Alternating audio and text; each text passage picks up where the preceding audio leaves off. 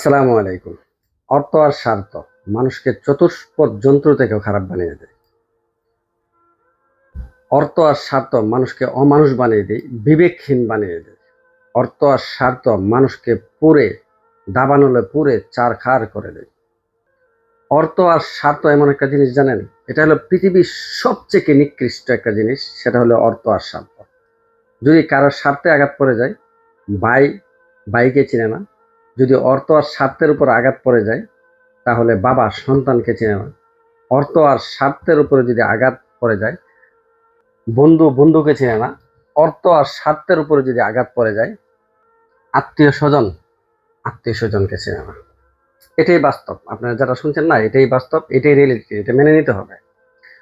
অর্থ আর স্বার্থ হলো পৃথিবীর সবচেয়ে একটা নিকৃষ্ট জিনিস, যেটা উভয় পক্ষকে পুরে ছারখার করে দেয়। যে যার উপরে অর্থ আর স্বার্থের উপর আসবে, যদি কারো প্রতি একটা এক্সাম্পল যদি আমি আপনাদেরকে দিই, যদি বন্ধুর প্রতি বন্ধুর কোনো অর্থ আর স্বার্থের কোনো লেনদেন থাকে, এই বন্ধু কখনো আপনার ভালো চাবে না। 100% কোনো বন্ধু আপনার অর্থ আর স্বার্থের জন্য যদি কোনো কিছু হয়, স্বার্থের ব্যাপারে যদি আঘাত লেগে যায়, এই বন্ধু আপনার কখনো ভালো চাবে না। অর্থ আর স্বার্থ এমন একটা জিনিস, আমি একটা কঠিন একটা জিনিস দিয়ে উদাহরণ দেব। একটা বাবার যদি 5টা সন্তান হয়, যদি বাবার যদি সন্তানের প্রতি অর্থ আর স্বার্থের বিষয় চলে আসে, তাহলে সে বাবা ও সন্তানকে ভালো পায় না।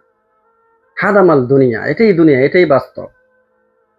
যদি কোনো সন্তান তার বাবা এবং মায়ের প্রতি অর্থ আর স্বার্থ হাসিলের জন্য তার মাথার মধ্যে ব্রেনে চলে আসে, ধরেন সম্পত্তি নিয়ে একটা ব্রেনে চলে আসে যে আমি সকল সম্পত্তি নিব, যখন অর্থ আর স্বার্থ চলে আসবে, তখন সে তার বাবাকেও মানবে না, ছাড় দিবে না। হাদামাল দুনিয়া। অর্থ আর স্বার্থ পৃথিবীর সবচেয়ে নিকৃষ্ট জিনিস। এটা মূলত হিংসা থেকে শুরু হয়েছে। আপনারা হয়তো জানেন, হিংসা মানুষের পতনের জন্য এটাই যথেষ্ট।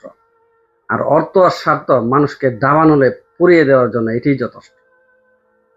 অর্থ আর স্বার্থ এমন একটা জিনিস জানেন, ভাই বোন, মামা খালু চাচা, কোনো কিছুই কাজে আসবে না যদি অর্থ আর স্বার্থ এটার মধ্যে লেগে থাকে।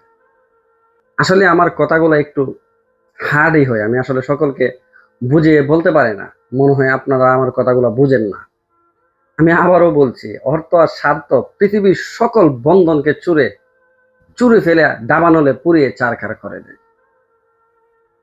আর কি বেঁচে থাকবে বলেন, যদি দাবানলের মধ্যে আপনার পৃথিবীর সকল বন্ধনগুলা চলে আসে?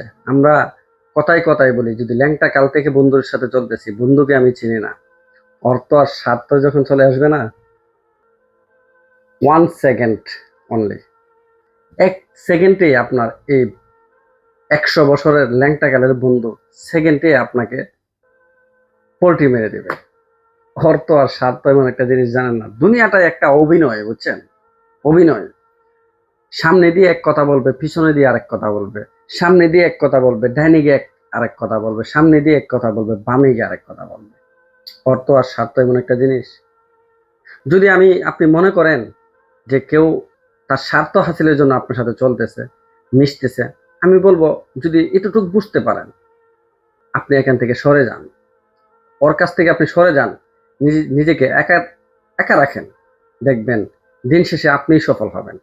আর অর্থ আর স্বার্থ এমন একটা জিনিস জানেন, যে অর্থ আর স্বার্থের জন্য অন্যজনের সাথে চলে, সে নিজেও দাবানলে পুড়ে ছারখার হয়ে যায়, এবং যার প্রতি তার অর্থ আর স্বার্থের যে লেনদেন ছিল, তাকেও পুরো ছারখার করে দেয়।